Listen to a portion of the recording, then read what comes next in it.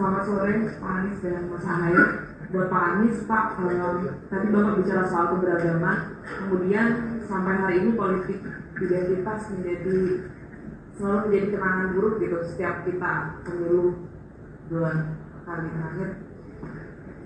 Gimana kemudian nanti menjamin politik identitas tidak menjadi alat politik yang kemudian kembali menciptakan kenangan buruk untuk pemilu kita di tahun 2020? Terima kasih, Pak Anies. Ya. Kompas TV. Alfa. Bahwa di dalam setiap kontestasi politik pasti ada polarisasi.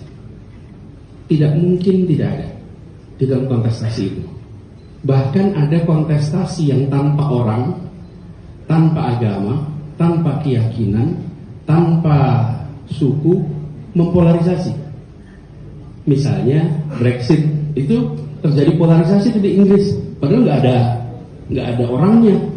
Nah, bagaimana kontestasi ada orangnya? Pasti ada polarisasi. Kalau yang berada di dalam kontestasi itu laki dan perempuan, pasti isu gender yang dominan. Kalau di dalam kontestasi itu adalah suku, Batak, Sunda, Minahasa, Jawa, pasti isu etnis itu muncul. Kalau di pilkada itu antara putra daerah dan putra luar daerah, isu putra daerah muncul. Kalau di dalam pemilu itu antara satu beragama Islam, satu beragama Kristen, pasti isu agama muncul. Jadi itu adalah sesuatu polarisasi yang biasa terjadi.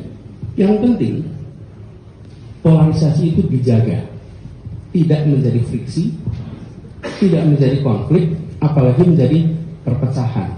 Nah, media seperti Kompas diharapkan menjaga agar polarisasi tidak diartikan sebagai perpecahan. Tapi kalau setiap friksi, setiap polarisasi disamakan dengan perpecahan, nanti menimbulkan persepsi yang keliru tentang proses politik. Karena di dalam proses politik pasti ada polarisasi. Selama polarisasi, dan polarisasi itu bahasa lainnya itu kutub. Bahasa lainnya kutub itu Kompas. Betul itu. Kenapa?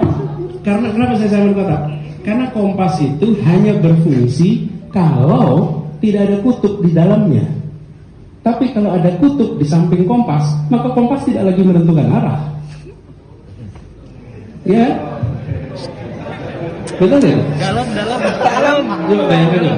Kalau Anda, ini Kompas K kecil ya, bukan Kompas K besar ya. Ini Kompas K kecil ya. Jadi Kompas K kecil, Kompas itu penentu arah.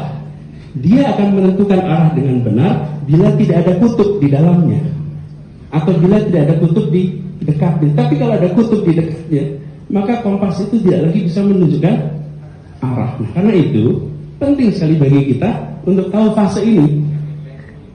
Jangan lihat lama itu. Bagaimana polarisasi itu dijaga. Lalu apa yang dilakukan? Bagi yang menjadi pemenang di dalam sebuah kontestasi, dia berkewajiban untuk merangkul semua. Bagi yang tidak berhasil dalam kontestasi, dia menerima hasil.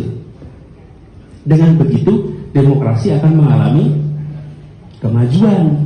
Tapi kalau yang menang tidak merangkul semua, lalu yang kalah tidak mau menerima hasil, ya demokrasi akan rusak. Nah, bagaimana? Itulah yang kita kerjakan di Jakarta. Yang menjadi pemegang kewenangan harus merangkul semua, tidak lagi menengok dulu memilih apa. Itu juga yang harus dikerjakan ke depan, dan itu akan dikerjakan ke depan. Gitu ya. Terima kasih.